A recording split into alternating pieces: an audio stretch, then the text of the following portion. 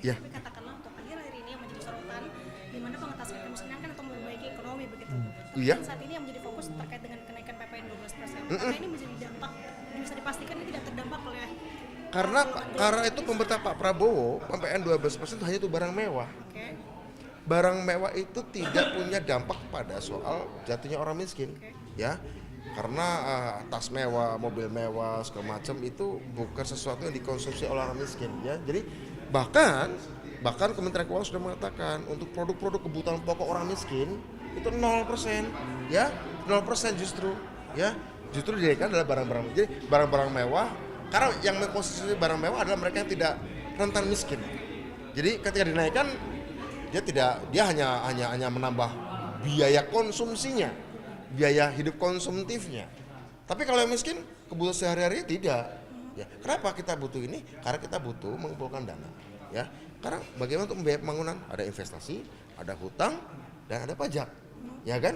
Nah, kita ingin secara seimbang karena pendapatan pajak kita kan masih kurang, ya. Jadi menurut saya proporsi kita. Jadi menurut saya kita cukup rendah di negara-negara Asia Tenggara.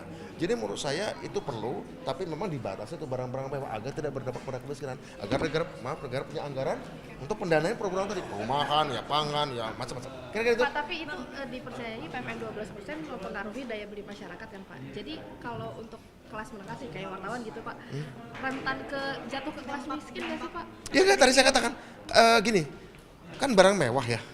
Kalau barang mewah itu kebanyakan memang untuk konsumsi, tidak untuk dimasukkan dalam biaya produksi yang dibutuhkan orang miskin sehari-hari, ya.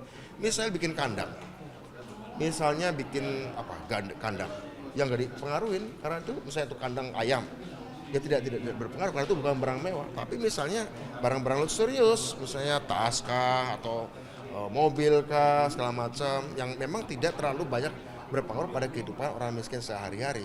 Karena bagaimana juga kalau kita ingin mengatasi orang miskin, kalau negara tidak punya dana dari pajak, alternatif hutang, alternatifnya pinjaman, akan nambah lagi. Itu juga akan bisa kritik, kan kita nggak mungkin menciptakan kesejahteraan, pemerataan. Kalau Anda lihat di negara-negara maju, ya di Eropa misalnya, program-program pajak itu sangat ketat sekali, ya, pajak progresif, ya, agar negara punya anggaran untuk jaminan sosial dari rahim sampai meninggalnya, ya.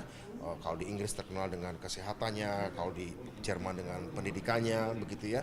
Yang menurut saya itu didapat karena memang ada kebijakan pajak. Kita nggak seradikal negara-negara Eropa Barat dengan pajak progresif, nggak seradikal itu.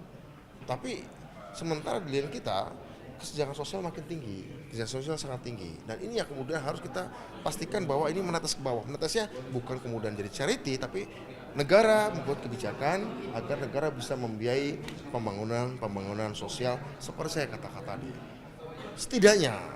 Setidaknya menurut BPS, survei BPS itu ada 25 juta lebih orang yang masih miskin, ya. Tapi meskipun kemarin kita sudah rapat dengan BPS, kita sudah bicara juga rapat dengan Kementerian Sosial, kira-kira ada beberapa macam alat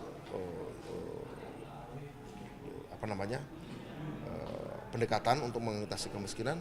Ada dari DTKS, ya, Kementerian Sosial, ada P3KE-nya Kementerian Koordinasi Pemberdayaan Masyarakat, ada Resoseknya Bappenas, ada macam-macam 3 untuk melihat kemiskinan. Ternyata ketemu angka di desil 1 sampai kurang lebih desil 4 itu boleh dikatakan miskin sampai rentan miskin itu 81 juta orang. 81 juta orang. Sangat banyak. Ini yang harus diselesaikan dan akan diselesaikan sesuai janjinya Pak Prabowo Subianto dan Mas Gibran dalam kampanye kemarin. Ini harus selesai. Nah, uangnya dari mana? Ya dengan salah satunya menaikkan pajak untuk barang mewah. Begitu. Ya, saya kira fair enough.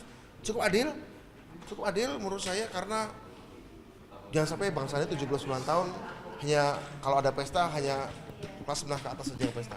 Orang miskin juga harus mulai ikut pesta dong.